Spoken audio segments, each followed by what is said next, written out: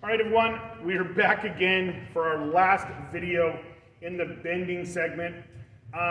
There is one last, we could do another video for, rolling 90s, but really rolling 90s is just taking 90, setting it on side, and popping it up. I recommend coming down to 8 inches. So if you have questions about that or want a video on rolling 90s or some of the other bends out there, put it in the comments down below. But for right now, we're gonna do our last one, which is our 4-point saddle. So you'll grab the 4-inch block off the wall. It's actually slightly less than that, so you will see a little bit more gap on this one. We wanted to keep it simple for you.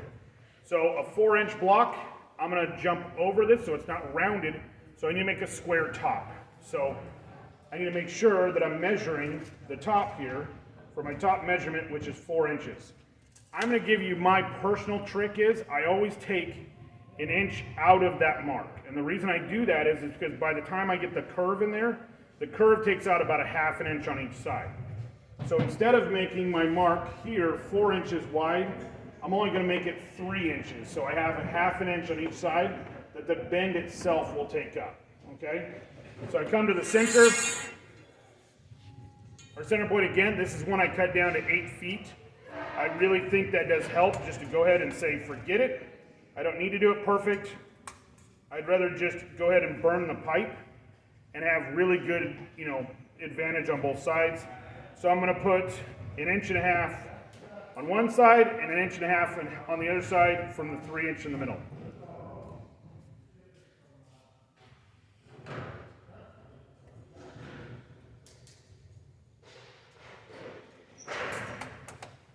Now, sometimes I write notes for this kind of stuff that allows me to know back in the, if I have to, I'm going to know that I'm going to be putting pipe down the way. A lot of times at the very top of the pipe or the very bottom of the pipe, I'll mark in marker how far I used here, so all my other measurements have to line up. Because remember, anybody can make one look decent. It's being able to make 20 of them look the same that really comes into play of the good electricians versus the bad benders, okay? Now from there, we have our marks here. We're gonna go ahead and measure out. We're gonna use 30 degrees, so we're gonna go out to the edge. That'll be our first bend. Our second bend is gonna be 8 inches apart, because we're doing 4 inches. 30 degrees, 4, 2 is our multiplier, so 4 inches times 2, 8 inches. Real simple, guys.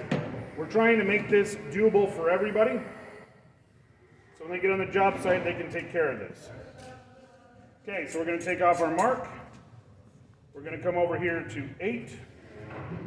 We're going to mark 8. Going to come back here, come to 8, mark 8. Again, I'm ringing this with a marker. Raccoon tails, everybody drives everybody nuts, but I do use a pen for this, and I do think it makes the job look cleaner, and I use marker for cuts, so just kind of keep that in mind. Now this is the same way. We're going to do 1 and 1 here as far as what we're going to do. So we're going to start in the middle and work our way back. So we're going to put, this is all done off the arrow here. So our arrow's right across the top. That's where we're going to put our first mark on. Tell him to come talk to me when he's done. So when we're done here, we're going to go ahead and we want to make sure we cut the pipe not 10 feet long, but 8 feet. That keeps us from hitting the ground here. So I'm going to go ahead, I'm going to come in here, I'm going to bend down to my 30-degree bend here. Okay, once I got 30 degrees, I'm going to flip it. I'm going to look down to make sure I'm not doglegging it. Remember, if I'm not looking down, I can actually tweak it off to one side. That little amount of tweak looks really, really bad when you're trying to do this on the wall. So they'll see every single time you miss and make a dogleg on a 4-point saddle. Probably the easiest of all the bends, right after you get the other ones down, but it will be that one when you see. So I'm looking directly over the top, and I'm tweaking it back and forth until I feel like I've got it straight. And then I'm going to go ahead and come down to 30 degrees. All right, so we've got our 1, Now, if you had, let's say you had a 4-inch here, but only 2 inches on this side. What I like about the 4-point saddle is that you can make it off on one side. I can make this side 2 inches or 4 inches down, and this side 2 just by changing my multiplier in the center. So if that was the case where I only need to come 2 inches down, I'd only have 4 inches here. So it makes it real easy that way. So we're going to come over here to the other side. I'm going to go ahead and bend this guy real quick. We're going to look down, make sure we're pretty straight here. It never comes out exactly perfect every single time, but we want to get as... So we're bending our second bend at the arrow here on the second line. So we have our middle line, 1.5 inches over, 1.5 inches over, and notice how when we bend down, we gain that 1/2 inch. That's why I always cut out 1 inch out of the bottom, or out of the middle here. So we're going to go ahead and finish that bend there. And we're going to bend in and bend to 30 degrees. Okay, and then we're going to spin it and flip it. This is where it gets hard, because now we got to worry about dog legs. So now we're trying to get it straight on as best we can. It's never always, it's always a little, little wonky on a 4-pointer, but so I like 3 points a little better if I can. But these are a little easier to do. And then I want this one to match the bend. So that's what I'm really going to try to do, is instead of trying to get exactly 30, which mine bends pretty close on exactly where I need it to for these greenlee benders, I really do feel like they're the way to go. Once I've done that, go ahead and hook it on our table here. We'll see how we did. So we want to hold it up on the table.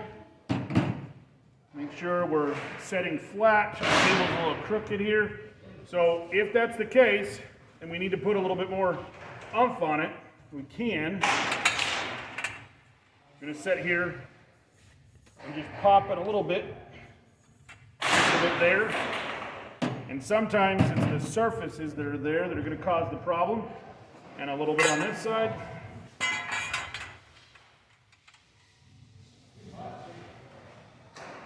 Doesn't take much. A little bit.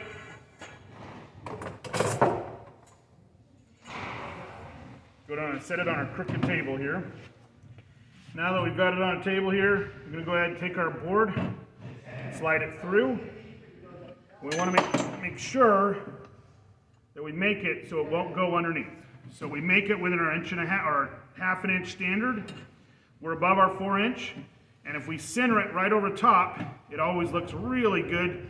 And like I said, if I would have went to 4-inch, it would have came out all the way out here.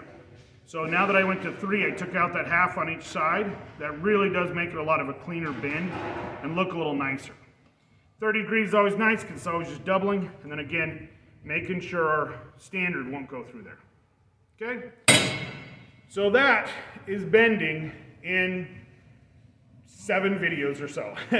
And you can get as deep into bending as you possibly want. You guys can go really deep or just scratch the surface. This is the bending I feel that for most solar companies, a little, residential electricians out in the field, this is where you want to be. Again, I can sit there and take my bandsaw. I'm a big fan of these Milwaukee bandsaws. I'm cutting pipe. So how long can you do an equation? And I can do a cut. I'd rather not make mistakes. I'd rather put this up to where I need it to be, mark it where it should be, fit it in the hole. I don't take out my tape measure. I'm not making other marks. Cut it to where I need it to go, put it on the wall, and we're done. So shrinkage and all that's great. Not against it. Just for the environment we're in, I just don't think there's a big enough benefit for it. So as always, guys, please like, subscribe, and share these videos. But definitely leave comments. Tell me what I did wrong. Yell at me. Say I shouldn't be in electrical. I don't care. But make sure you guys are leaving those comments. Let me know what you guys want to hear next. We have all kinds of other videos coming up. The next batch we'll be talking about switches and plugged wiring on our wall here. And this is all for review purposes and for getting people ready to do their advancement tests at our company for the wall standard that we have. So have a great day and we'll talk to you later.